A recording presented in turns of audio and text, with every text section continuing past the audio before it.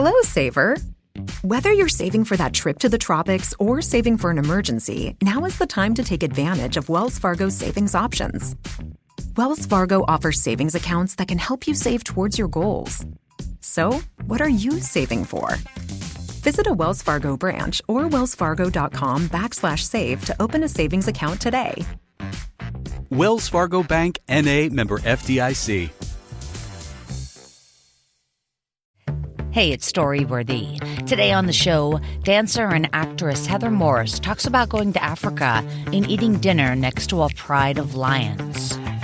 All of a sudden, we hear this extreme rustling, huge rustling, and then a bam against the wired fence, and you hear it vibrate and it shocks something, and then you hear all the pride of lions just talking to each other.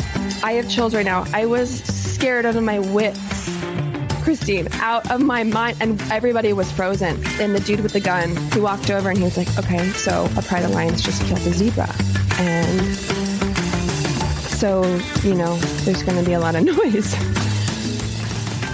Today on the show, actress and dancer Heather Morris talks about going to Africa and eating next to a pride of lions. Stay close. Hey, my name is Heather Morris, and you're listening to Storyworthy.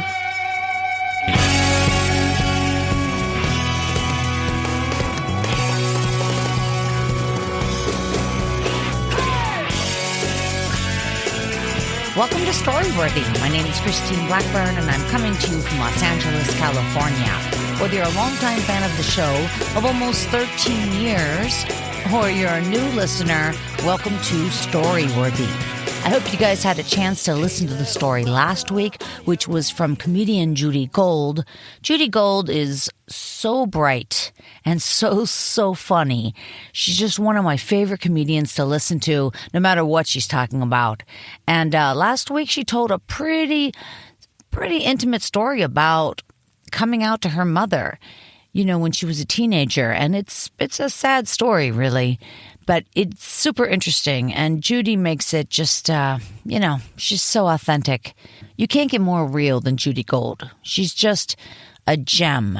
And so go back, you guys. Listen to Judy Gold last week, but not today. Stick around now, because today I'm re-airing a show from 2021 with dancer and actress Heather Morris.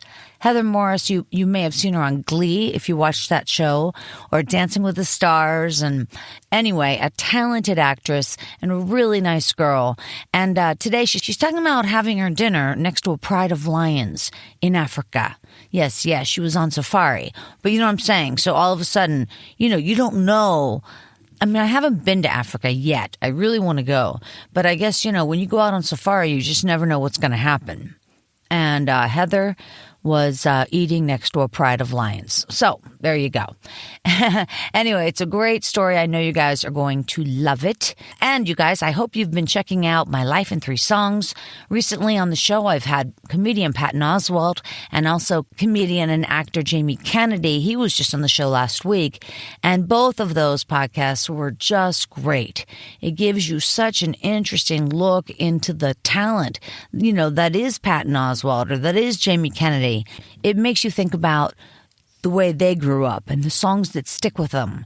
And it's just such an interesting look at comedy and music. So that's the beauty of my Life in 3 Songs. You got your comedy, you got your music. Boom. Great show. Head over to Spotify and check it out. And remember, it is a free show. It's free to everybody. Now, if you are a subscriber to Spotify, their premium program, it's only $10 a month, and then you do hear the entire song. But if you're not a subscriber, then you're only going to hear 30 seconds of the song. Do you know what I mean? Because that's how long the songs play on Spotify. That's the usage if you don't have Spotify Premium. Which, by the way, may sound like a negative thing, but Spotify has over 80 million subscribers. That's a lot of people, 80 million. It's really a global community. By the way, they're not paying me for this. They should be. I give them content and then I plug them. How about that?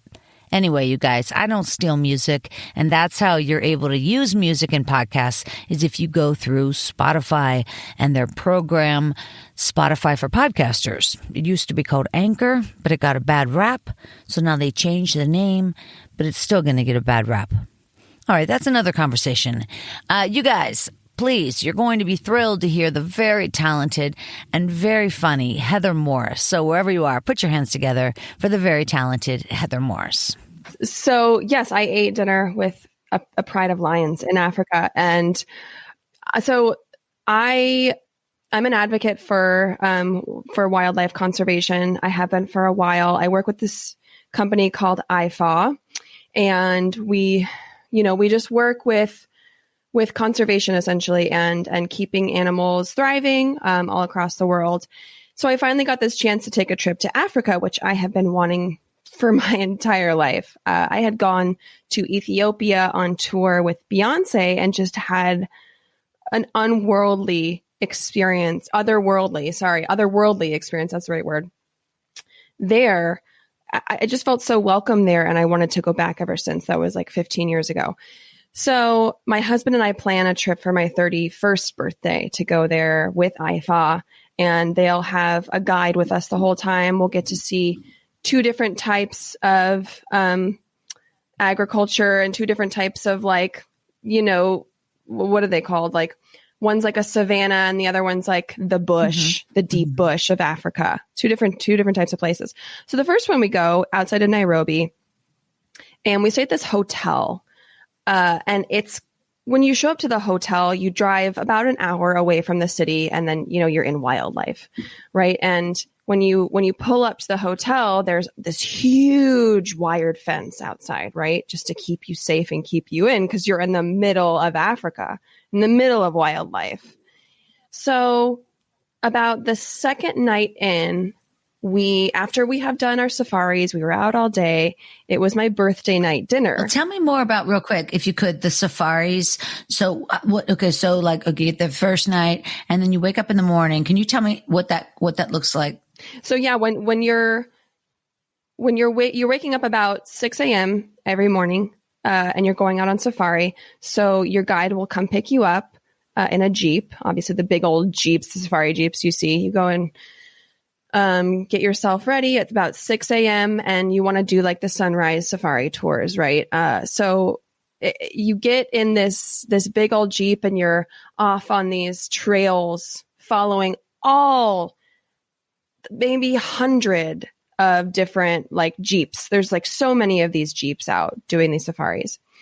And so once you're even outside of the hotel, there is just zebras and wildlife and animals. It's everywhere. So you're inside of their territory. You're inside their house, right? This is their home and we're just visitors. So even right outside the hotel is like a pack of zebras. And then you go down the road and there's a pride of lions. So we have to stop on the road and like wait for them to move. And okay, now wait.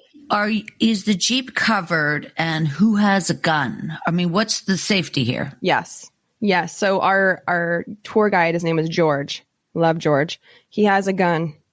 You're inside a fully enclosed Jeep. It's not like the open Jeep Wrangler, right? It's like a Land Rover type vehicle, an off-roading vehicle.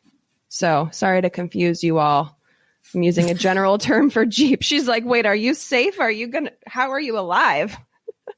Oh no, I was terrified. Windows were up the whole time. I was too scared. So yeah, it's like you're just driving miles and miles of this open land and seeing wild boars, elephants thriving everywhere. Sadly, the giraffe numbers have declined. And so that was really hard to see because I was so excited to see the giraffe. And I only saw, I want to say about 11 giraffe. And it was devastating. Were they together? Unbelievable. They were together. Yeah, there was a couple like we would just see randomly, but I was like, oh, I haven't seen a giraffe in a while. And they had to actually find a group of giraffe. they have their little walkie-talkies that they communicate with the other drivers. Everybody's like kind of keeping in touch, and like they'll tell you, oh, there is some cheetahs over here, so we'll go scout out some cheetahs, and just always in keeping communication so that the people can experience it. Well, Heather, this is why I'm on the Kruger National Park Twitter, because they'll tell you cheetah on the move, half mile past Crocodile Bridge or whatever. Or they'll take 10 kilometers. Yeah. It's because, of course, it's metric. Yeah. And you can see, and I always think like, oh my God, they're going to go, that they know where the giraffe is. Yeah. Yeah. And then everybody drives to that spot, and then everybody parks together, and you stop the car and you sit there and wait. We actually had a cheetah. There was a family of a mom and 2 baby cheetahs that were hunting that day that we saw. And we stopped, we parked the car. They were all just like laying around, and they actually like walked over to the side of our vehicle. My heart was beating so fast. To the side of our vehicle and laid down right next to my door, just laying there. And there's a little sunroof you can open. And I was like, we have to fucking close the sunroof. I'm so terrified. They're going to jump on the car, and they're going to jump in here and kill me. Cause it was just laying there. It was harmless. Because it was shaded? Because it was shaded? It was shaded. Exactly. It was just shaded. So he was just chilling. He was hanging out. And then the car has to sit, your Jeep has to sit there till that animal moves. Is that true? No. I mean, George would, if he wanted to, he would start the car and it would scare the cheetahs. I see. Yeah. They're so used to all these tourists all the time that they really aren't fazed by it. It's no big deal. Are the other Jeeps, is it obnoxious? It is, because they're like aggressive. So they're like competing for the best shot. So like you'll be sitting watching this epic like National Geo scenario in front of your eyes, and then all of a sudden another Jeep will pull up right in front of you because they want to get a better shot, or they want their guests to get the best picture, which was astounding because you're like, so we're all watching wildlife here, and this is like this is God's land we're chilling on. Like, can't you just hang out for a second? That's just so gross to me. It was so gross. There was cool guides like ours. George was cool. There was cool guides that like they were friends with, that George was friends with. And then there was not so cool guides. So it's its own sort of, it's its own, what's the word? Like Disneyland, essentially. Yeah. But with like tourist guides and stuff. I'm just saying, like, so then what's the species over top of that who's watching the tour guides, who are watching the animals, who are, you know what I mean? Like, there's a whole, because these tour guides, that's what it is. That's what it is. Okay. So are you comfortable in the Jeep, by the way? Is it comfortable or not? Yeah, it's fine. I mean, it's bumpy because you're going off-roading, but it was great. Okay. George took us out on they call them dinner. I forgot what it's called. Something like a late night safari, moonlight. Yeah, it's like a moonlight where they take you out and they park and they set up a little picnic for you. So you're like out in the not in the wild. There's no animals around, but they like park and they crack you open a beer and they'll hand you like a snack and you get to watch the sunset and stuff like that. So that was beautiful as well. But the story that I'm about to tell you is a night where we were staying in the hotel, and the hotel had planned for my husband and I and George and our guest, our they call him liaison. Her name was Pam, who knew everything about everything there. And so they had planned this dinner for us, and they called it Dinner in the Bush. And so you're still inside the wired fencing enclosure of the hotel, but you're still outside, right? And there's this, when you get down, you walk down this pathway and you get to where the dinner was at. And there's this big like canopy above you to kind of still keep you protected, but it's open, but it's a canopy. And then you have this giant wired fence, right? And there's also these dudes, right, that like protect the land, and they have these giant guns and they're like keeping a watch out because you don't know what's going to happen out there. So I felt a little bit more safe that they were there. And they like listen for stuff and they'll report in. So I was also just like shitting my pants before this because I was like, we're having dinner outside in the middle of Africa. I don't care that there's a wired fence. Like, I'm going to die tonight. There's going to be a leopard who's hanging out above us and he's going to attack us. Like a full George in the Jungle thing. Yeah, but it was my birthday. A wire fence doesn't seem that threatening, to tell you the truth. No, it doesn't. But they assured us we were fine. Cracked us a beer. We had dinner. I couldn't even drink because I was like, if something happens, I have to be alert. So before any of this happens, Pam is telling us a story about how I said, do you have any crazy stories about Africa? Or you've done this a long time. Can you tell us any stories? And she was like, she told us this terrifying story while we're in the middle of the bush about like a lion who basically broke in the middle of a dinner she was having. I can't remember the details, but scared the shit out of me. What the fuck? Yeah. I was like, you can't tell me that while we're about to eat dinner in the bush. No. And I guess the lion did go away. It didn't want to hurt anybody, but it like jumped in the middle of their dinner and everybody froze and freaked out. And then it like went away. Or it made a kill. That's what it was. Lo and behold, maybe not even 10 minutes after she told us this story. All right, we hear some like rustling outside of the bushes. And there was this running and sounds and animals, and you can't quite tell what animals what. It sounded like just like lions and things. And so those dudes with the guns were reporting to us what was going on. And they're like, yeah, there's a pride of lions and they're trying to make a kill. They're talking to each other. All of a sudden we hear this like extreme rustling, huge rustling, and then a bam against the wired fence, and you hear it vibrate and it like shocks something. And then you hear all the pride of lions like just talking to each other. I have chills right now. I was scared out of my wits, Christine, out of my mind, and everybody was frozen. And the dude with the gun, I'm just going to call him that because I don't know what else to call him. He was like, he walked over and he was like, okay, so a pride of lions just killed a zebra. And so, there's going to be a lot of noise. They had just killed a zebra right next to us on the side, on the outside of the wired fence. God.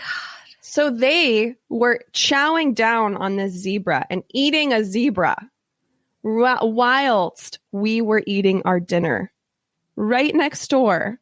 What did it sound like? They were just like mad at each other, like, don't take my food, don't take my food. And I didn't hear like chomping.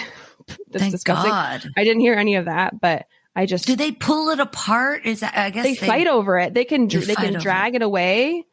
Or, mostly it's the women, that do the hunt. Is that right? And they kill. I didn't know that. It's usually the females that do the hunting. They hunt in a pack. And then I guess we heard the big, huge roar. So the male lion had come on and tried to take over. And usually they do. They'll like eat as much as they can. Can you So they'll the whole eat as much time, as they want, and then the other women, then they'll eat follow. as much as they want, and then the women try and come in. And so yeah. When did you go? What were you eating, by the way? Not zebra. I was not eating zebra. I can't even recall. I don't even think I was. By the way, do zebras make any sounds? Not as loud as like a horse. They don't make like a, but like, they make like some like weird, smaller something. Yeah, I don't know. I don't really remember. What did I tell you? Was that a fun show or what? She is a delight, and what a great story. So thank you to Heather Morris. And you guys can find more about Storyworthy, of course, over at storyworthypodcast.com, and follow me on the socials at Storyworthy, and then also at Story Smash, because Story Smash, the storytelling game show, is still being played every month in Los Angeles. Next show, July 15th at the Lyric Hyperion. If you're in LA, you have to come by. Tickets are only $15, and we laugh and laugh and laugh. You'd love it. Head over to StorySmashShow.com and you can learn more about Story Smash. And, of course, check out my Life in 3 songs like I told you earlier. All right, you guys, one more time on behalf of the very talented Heather Morris, my name is Christine Blackburn saying, make it a story-worthy week.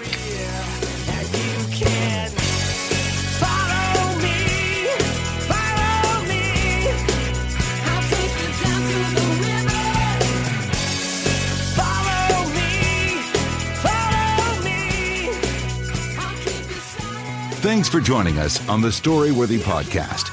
We'll be back next week with all new stories. Subscribe to Storyworthy on iTunes and visit the Storyworthy website at storyworthypodcast.com.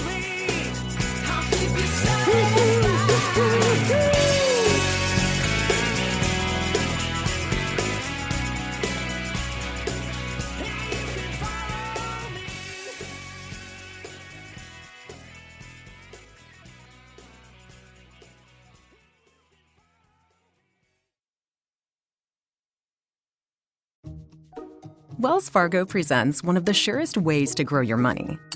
A Wells Fargo CD account, where you can earn a 5.00% annual percentage yield on an 11-month term with a minimum opening deposit of $5,000. Visit a Wells Fargo branch or wellsfargo.com/CD rates to open a CD account and start growing your savings with us. Wells Fargo Bank, N.A., member FDIC.